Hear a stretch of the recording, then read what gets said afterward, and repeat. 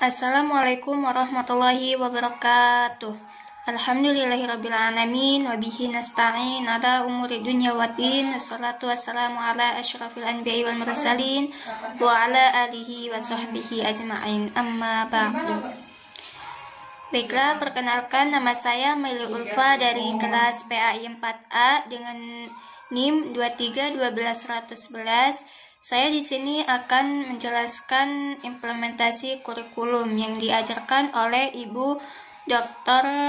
Helna Nelis, MPD. Baiklah, langsung aja.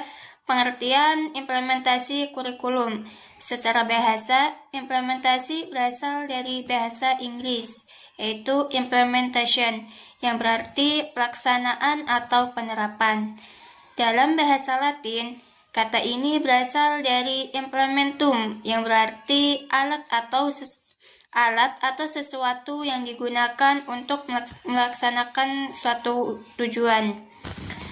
Menurut Fulan dalam Hamalik pada tahun 1991 menjelaskan suatu gagasan, program atau kumpulan kegiatan yang baru bagi orang-orang yang berusaha atau diharapkan untuk berubah. Dengan demikian, implementasi kurikulum adalah penerapan atau pelaksanaan program kurikulum yang telah dikembangkan dalam tahap sebelumnya.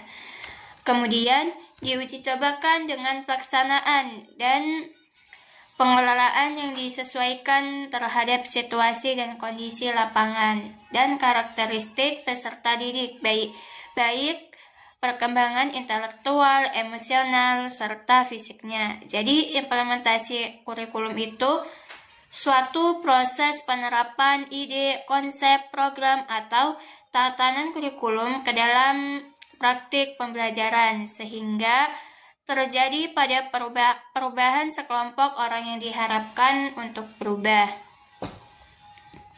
Selanjutnya, tujuan implementasi kurikulum. Yang pertama itu sebagai alat pendidikan.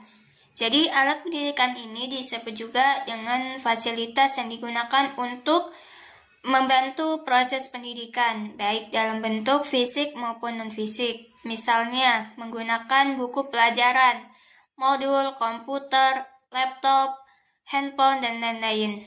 Tentu saja kurikulum diciptakan bukan tanpa tujuan, bahkan kurikulum muncul dan terus berkembang agar dapat mencapai tujuan pendidikan. Yang kedua, tujuan utama kurikulum adalah untuk mempersiapkan peserta didik agar dapat menjadi pribadi serta warga yang kreatif, inovatif, beriman, dan juga efektif ketika dia berada pada lingkungan masyarakat.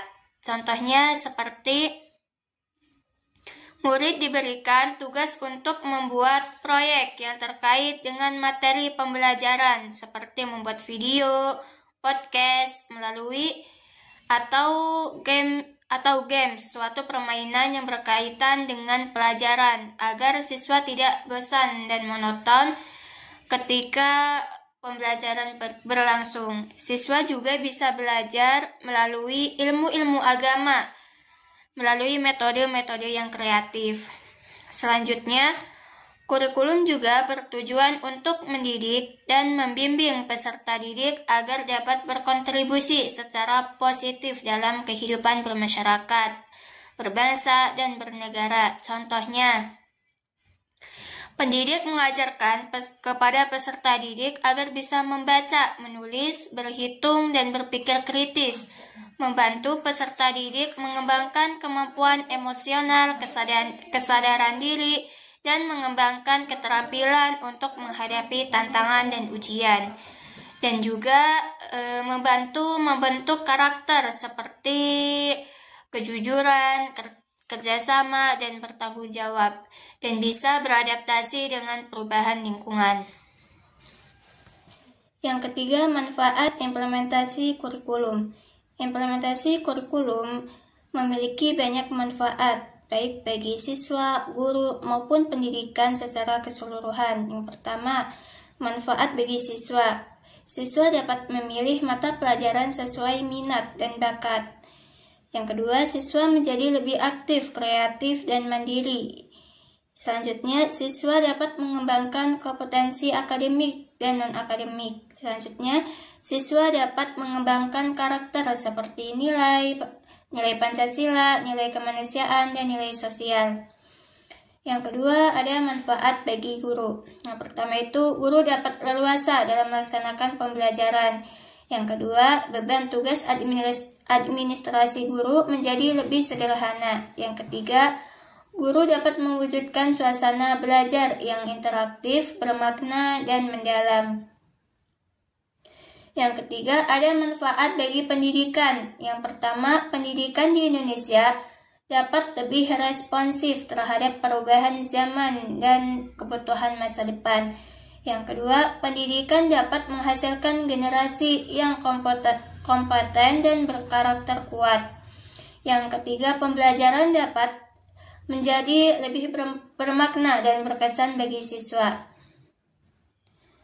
Selanjutnya, peran dan fungsi implementasi kurikulum. Implementasi kurikulum terdapat 3 peran kurikulum yang dinilai sangat penting, yaitu yang pertama ada peran konservatif. Peran konservatif kurikulum ini melestarikan berbagai nilai budaya yang merupakan warisan masa lalu kepada generasi muda. Contohnya itu seperti menggunakan teknologi yang canggih dengan melalui sekolah sebagai suatu lembaga pendidikan. Kurikulum memiliki peran untuk memahami dan menyadari aturan dan pandangan hidup masyarakat. Yang kedua ada peran kreatif. Dalam peran kreatif kurikulum ini, sekolah memiliki tanggung jawab dalam mengembangkan hal-hal baru sesuai dengan tuntunan zaman. Karena kenyataannya masyarakat tidak bersifat statis, melainkan dinamis yang terus mengalami perubahan. Jadi kurikulum harus mengandung hal-hal baru yang kreatif, sehingga kita dapat membantu siswa atau siswi untuk mengembangkan setiap potensi yang dimilikinya agar dapat berperan aktif dalam kehidupan sosial atau sehari-harinya. Yang ketiga itu ada peran kritis dan evaluatif, yaitu berperan sebagai penyeleksi nilai dan budaya mana yang perlu dipertahankan dan nilai atau budaya baru yang harus dimiliki para peserta didik. Dalam rangka itulah peran kritis dan evaluatif kurikulum diperlukan. Kurikulum harus turut berperan dalam menyeleksi dan mengevaluasi segala sesuatu yang dianggap bermanfaat untuk kehidupan para peserta didik. Selanjutnya ada peran dan fungsi kurikulum.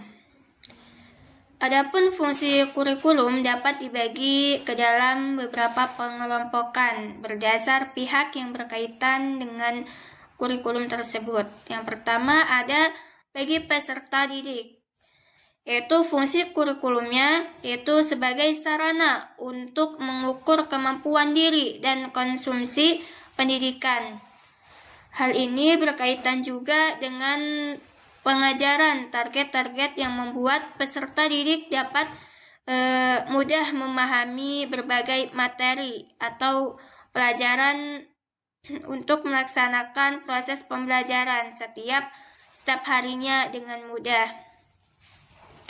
Selain itu juga, fungsi kurikulum bagi peserta didik adalah mempermudah mereka dalam memetakan jadwal yang akan mereka buat nantinya. Dengan jadwal ini, mereka dapat membagi waktu untuk mengerjakan pekerjaan-pekerjaan yang harus dikerjakan sesuai dengan tuntutan oleh guru atau pendidik nantinya. Yang kedua, fungsi kurikulum untuk pendidik. Sedangkan bagi pendidik ataupun guru, fungsi kurikulum ini akan sangat berguna dalam penerapan cara mengajar nantinya. Pendidik atau guru akan merasa sangat terbantu dengan adanya kurikulum ini karena mereka dapat mengajar dengan mengikuti struktur yang telah dibuat dan penyampaian materi maupun evaluasi yang akan dilakukan terhadap peserta didik nantinya. Jadi fungsi kurikulum di sini juga bisa disebut sebagai pedoman kerja bagi pihak pendidik atau guru. Selanjutnya, tahapan implementasi kurikulum. Secara garis besar, tahapan implementasi kurikulum meliputi tahap perencanaan, pelaksanaan, dan evaluasi. Yang pertama ada tahap perencanaan implementasi. Tahapan ini bertujuan untuk menguraikan visi dan misi atau mengembangkan tujuan implementasi atau operasional yang ingin dicapai.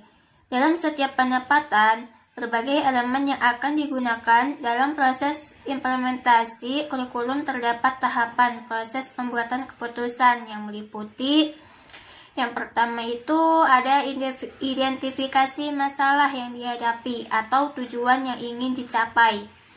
Yang kedua ada pengembangan setiap alternatif, metode, evaluasi, personalia, anggaran, dan waktu.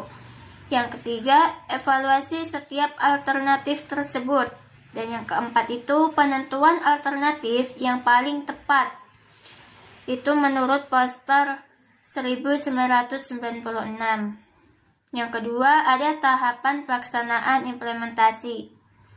Tahapan ini bertujuan untuk melaksanakan blueprint yang telah disusun dalam perencanaan dengan menggunakan sejumlah teknik dan sumber daya yang ada dan telah ditentukan pada tahap perencanaan sebelumnya. Pelaksanaan dilakukan oleh suatu tim terpadu menurut departemen atau divisi atau seksi masing-masing atau gabungan tergantung pada rencana sebelumnya. Hasil dari pekerjaan ini adalah tercapainya tujuan-tujuan kegiatan yang telah ditetapkan. Yang ketiga, ada tahapan evaluasi implementasi. Tahapan ini bertujuan untuk melibatkan dua hal. Yang pertama itu melihat proses pelaksanaan yang sedang berjalan, yaitu sebagai tugas kontrol apakah pelaksanaan evaluasi telah sesuai dengan rencana dan sebagai fungsi perbaikan jika selama proses terdapat kekurangan. Yang kedua itu ada melihat hasil akhir yang dicapai. Hasil akhir ini merujuk pada kriteria waktu dan hasil yang dicapai dibandingkan terhadap fase perencanaan. Evaluasi ini dilaksanakan dengan menggunakan suatu metode, sarana, dan prasarana, anggaran, personal, dan waktu yang ditentukan dalam tahap perencanaan. Selanjutnya ada implementasi kurikulum, sebuah proses pengembangan kurikulum. Proses pengembangan kurikulum, pengembangan ini merupakan serangkaian langkah sistematis untuk merancang, mengimplementasikan, mengevaluasi, dan merevisi kurikulum agar sesuai dengan kebutuhan peserta didik dan perkembangan zaman. Berikut adalah tahapan dalam proses pengembangan kurikulum. Yang pertama itu ada menerapkan kurikulum dalam proses pembelajaran di kelas. Yang kedua, menggunakan metode pembelajaran yang sesuai dengan kebutuhan peserta didik. Yang ketiga, mengintegrasikan teknologi dalam proses pembelajaran jika diperlukan. Yang keempat itu melakukan pelatihan bagi tenaga pendidik agar dapat mengimplementasikan kurikulum dengan efektif. Adapun beberapa sumber utama dalam pengembangan kurikulum itu yang pertama sumber filosofis, berbasis pada nilai-nilai dan prinsip pendidikan yang ingin dikembangkan dalam masyarakat. Itu contohnya seperti filsafat pendidikan progresivisme atau esensialisme dan konstruktivisme. Yang kedua, ada sumber sosiologis. Sumber sosiologis ini berdasarkan kebutuhan sosial, budaya, dan perkembangan masyarakat. Contohnya itu seperti perubahan sosial, perkembangan teknologi, dan kebutuhan dunia kerja. Dan yang ketiga ada sumber ilmiah dan teknologi. Sumber ilmiah dan teknologi ini mengacu pada perkembangan ilmu pengetahuan dan teknologi terbaru. Contohnya itu seperti integrasi teknologi dalam pembelajaran atau pembelajaran berbasis STEM. Selanjutnya ada faktor-faktor yang mempengaruhi implementasi kurikulum, yaitu ada 3 faktor. Yang pertama, karakteristik kurikulum yang mencangkup ruang lingkup ide baru suatu kurikulum dan kejelasannya bagi pengguna di lapangan. Yang kedua, strategi implementasi, yaitu strategi yang digunakan dalam implementasi seperti diskusi profesi, seminar, penataran, lokakarya, penyediaan buku kurikulum, dan kegiatan-kegiatan yang dapat mendorong kita untuk pengguna kurikulum di lapangan. Yang ketiga itu ada karakteristik pengguna kurikulum, yaitu meliputi pengetahuan, keterampilan, nilai, dan sikap guru terhadap kurikulum, serta kemampuannya untuk merealisasi kurikulum dalam pembelajaran. Yaitu ini menurut Tarang Mulyasa pada tahun 2003. Menurut Marx pada tahun 1980, yaitu mengemukakan 3 faktor yang mempengaruhi implementasi kurikulum, yaitu dukungan kepala sekolah, dukungan rekan sejawat, guru, dan dukungan internal yang datang dari dalam diri guru sendiri. Selanjutnya, kesimpulan. Berdasarkan pembahasan yang telah dilakukan, menyimpulkan bahwa implementasi kurikulum dapat ditingkatkan melalui beberapa strategi kunci. Yang pertama itu pengembangan profesional guru harus menjadi prioritas utama dengan fokus pada peningkatan pemahaman tentang tujuan kurikulum dan pengembangan keterampilan mengajar yang relevan. Yang kedua itu penyediaan sumber daya yang memadai, termasuk buku teks, materi ajar, dan teknologi, sangat penting untuk mendukung proses pembelajaran. Yang ketiga, keterlibatan aktif dari siswa dan orang tua dalam proses pembelajaran dapat meningkatkan motivasi dan hasil belajar. Dengan menerapkan strategi-strategi ini, diharapkan implementasi kurikulum dapat berjalan lebih efektif dan memberikan kontribusi signifikan bagi peningkatan kualitas pendidikan. Cukup sekian penyampaian dari saya. Assalamualaikum warahmatullahi wabarakatuh.